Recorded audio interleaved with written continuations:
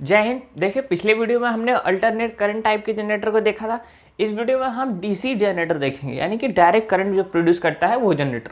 तो हम जानते हैं कि जनरेटर क्या करता है, मैकेनिकल एनर्जी को किस में कन्वर्ट करता है, इलेक्ट्रिक एनर्जी में। ठीक है, किस में, इलेक्ट्रिकल एनर्जी। ठीक है, अब हम ये भी जान चुके हैं कि जो हमारा एसी जनरेटर होता है वो इस तरीके का जनरेटर होता है। इस तरीके का जो उसमें करंट बनता है वो अल्टरनेट होता है, एक बार पॉजिटिव एक बार निगेटिव। ठीक है, अब देखिए सेकंड हमको डीसी जनरेटर जानना है। डीसी, तो डीसी का फुल फॉर्म क्या होता है, डायरेक्ट करंट। ठीक है, डायरेक्ट करंट। ठीक है, डायरेक्ट करंट, डीसी का फुल फॉर्म डायरेक्ट करंट। ठीक है, और डीसी जो करंट होता है वो क्या होता है, पॉजिटिव टू निगेटिव सीधा चलता है। ठीक है, जैसे यहाँ पे मैं वोल्टेज बना दिया, ये हो गई एक, ये हो गई एक्सिस, इसके साथ साथ एक हमारी ये हो जाएगी करंट। ठीक है, इसको हम कोई भी वी डैश मान लेते हैं, V1 मान लेते हैं, ये वोल्टेज है और ये एक ही मैग्नीट्यूड के साथ कंटिन्यूअस फ्लो होती रहेगी। ठीक है, ये कांस्टेंट रहती है। ठीक है, ये हमको पता है। ठीक है, मतलब कहने का मतलब है कि किसी भी सर्किट में जो एसी करंट होता है वो फिक्स्ड, मतलब उसमें कोई एसी में कोई प्लस माइनस नहीं होता है, वो इधर भी जाता है इधर भी आता है। अगर आपने पिछला वीडियो अगर नहीं देखा है तो वहाँ पे देख लीजिए, मैंने अच्छे से समझा दिया है कि एसी करंट और डीसी करंट क्या है। ठीक है, अल्टरनेट करंट, डायरेक्ट करंट। जैसा भी अल्टरनेट करंट का जनरेटर था सेम वैसे ही डायरेक्ट करंट का जनरेटर होता है, बस उसमें एक चीज का डिफरेंस होता है। देखिए सेम वहां पे, देखिए अब हम लोग बना रहे हैं क्या, कंस्ट्रक्शन ऑफ डायरेक्ट जनरेटर या डायरेक्ट करंट जनरेटर या डीसी जनरेटर, या डीसी लिख दो सीधा। ठीक, डीसी जनरेटर। इसके लिए देखिए हमें ऐसे करके हमें दो चाहिए, क्या, परमानेंट मैग्नेट। ठीक है, ये परमानेंट मैग्नेट है, परमानेंट मैग्नेट। ये होगा इसका नॉर्थ पोल, ये परमानेंट मैग्नेट का साउथ पोल। मैग्नेटिक फील्ड यहाँ से यहाँ पे हम हमेशा के लिए जानते हैं कि यहाँ पे एक कॉइल होती है, कॉपर की कॉइल। बस यहीं पे समझना है कि हमको क्या होता है। इसका नाम ABCD, ये क्या है, कॉपर की कॉइल है, रेक्टेंगुलर कॉपर कॉइल। ठीक, सेम वैसे ही जैसे एसी हम जनरेटर बनाए थे सेम वैसे ही कंस्ट्रक्शन, बस वहां पे जो स्लिप रिंग लगा है ना, यहाँ पे जो उसमें स्लिप रिंग था, यहाँ पे आता है कम्यूटेटर रिंग।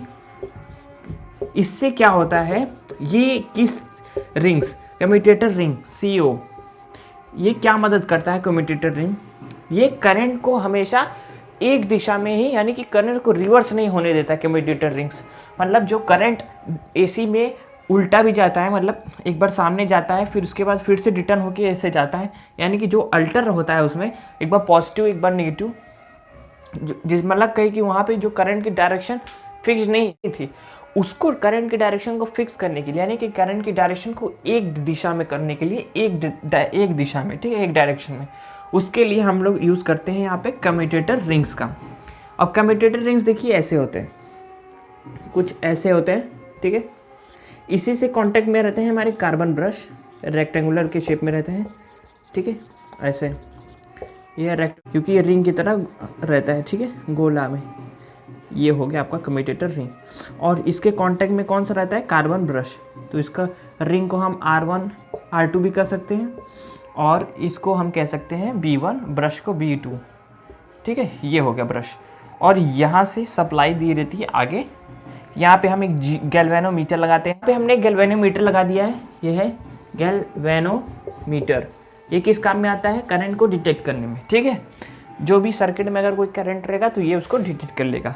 ठीक है, अब देखिए ये टर्मिनल, ये R1 वाला, इसको हम R1 नाम दे दिए, R1, इसको दे दे R2। ठीक है, अब जब इसको हम यहाँ पे हम इसका एक शाफ्ट बना दे रहे हैं। शाफ्ट अब मैं बता दिया हूँ कि जो आगे रहता है किसी भी अल्टरनेटर के, मोटर के आगे भी देखे होंगे जो लंबा सा रॉड रहता है वो शाफ्ट होता है। ठीक है, और हम इसको एंटी क्लॉकवाइज फोर्स करके घुमाते हैं, किस तरह डायरेक्शन में, एंटी क्लॉकवाइज। अब by Fleming's right hand rule की तरह से हम देखेंगे कि इसमें जो इंड्यूस्ड करंट की डायरेक्शन कहाँ पे होगी। यहाँ पे ये नीचे जाएगा, कौन सा side, AB side, A B side नीचे जाएगा और सी डी साइड्स ऊपर आएगा। और यहाँ पे हमने मैग्नेटिक फील्ड इधर है, हम फोर्स लगाएंगे नीचे तो करंट की डायरेक्शन इस तरफ है, ठीक है, यहाँ पे। और ये पॉइंट आके R1 से जुड़ा है, ठीक। अब देखिए ये जो सी डी पॉइंट है ये ऊपर आएगा, तो यहाँ पे जब हम इसको ऊपर फोर्स लगाएंगे, मैग्नेटिक फील्ड इधर है और इसको फोर्स ऊपर, तो यहाँ पे करंट की डायरेक्शन सीधा जाएगी, यहाँ पे रिटर्न हो रही है, यहाँ पे जा रही है, ठीक है। यानी यहाँ फॉरवर्ड है, यहाँ पे बैकवर्ड है, यानी ऐसे करके जा रही है, ठीक है। और ये फिर यहाँ से ऐसे होते हुए यहाँ पे ऐसे होते हुए ऐसे जाएगी, ठीक है, यहाँ से होते हुए R2। अब देखिए होता क्या है, जब अभी के लिए जब करंट यहाँ पे आ रहा है, इस डायरेक्शन में जा रहा है, इस डायरेक्शन से ऐसे करके यहाँ से आ रहा है, ऐसे करके ऐसे जा रहा है इसमें, यानी ऐसे आया और ऐसे गया। इस केस में देखिए करंट की डायरेक्शन यहाँ से होकी हुई यहाँ पे ऐसे जा रही है, तो इसलिए यहाँ पे नेगेटिव और यहाँ पे पॉजिटिव।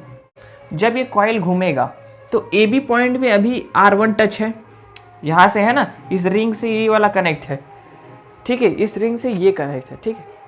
जैसे ही ये C D point A B point की जगह आएगा, C B point C D, यहाँ पे C D point A B point की जगह आ गया और यहाँ पे हो गया ए बी, ठीक है, यहाँ पे ए, यहाँ पे बी, यहाँ पे ए बी हो गया और सी डी इस पॉइंट पे आ गया, ए बी के पॉइंट पे, ठीक है, सी डी यहाँ पे है। तो इस केस में ये वाला इसका सिरा जब घूम के हाफ साइकिल के बाद उठ के इधर आकर यहाँ पे आकर इस तरफ हो गया, तो ये हाफ साइकिल हुआ, अभी तक हाफ साइकिल हुआ, हाफ साइकिल, क्योंकि ये सिर्फ आधी पोजीशन यहाँ से उसका उठ के यहाँ पे आया। अब ये फिर रिटर्न होकर अपनी पोजीशन पे भी आएगा, तभी फुल साइकिल होगा। तो अभी के लिए R2 जो है ये यहाँ से इससे डिस्कनेक्ट होके इस वाले से कनेक्ट हो गया, क्योंकि ये पॉइंट उठ के इस तरफ आ गया ना, तो ये इससे वाला R1 से कनेक्ट हो गया ना, मतलब इस वाले जो रिंग फर्स्ट से रिंग फर्स्ट और ये रिंग सेकंड, जो ये वाला इसका टर्मिनल था वो रिंग सेकंड से आकर रिंग फर्स्ट में अटैच हो गया, और ये वाला जो ये वाला टर्मिनल था ये रिंग सेकंड से आके अब अटैच हो गया। तो अभी भी जब इसमें होगा, क्योंकि करंट फिर से इसके अंदर इसी डायरेक्शन में इंड्यूस होगा, ये कॉइल चाहे ए बी इधर आ जाए चाहे इधर, जब ये नीचे जाएगा तो करंट इसी डायरेक्शन में फ्लो होगा, और ये जब ऊपर जाएगा तो इस डायरेक्शन में होगा। तो अगर ए बी यहाँ से होकर यहाँ पे चला गया और सी डी यहाँ से यहाँ पे आ गया, फिर भी करंट इसी डायरेक्शन में आएगा, क्योंकि यहाँ पे क्या है, यहाँ पे कोई अटैच नहीं है, ये दोनों अलग अलग है, ठीक।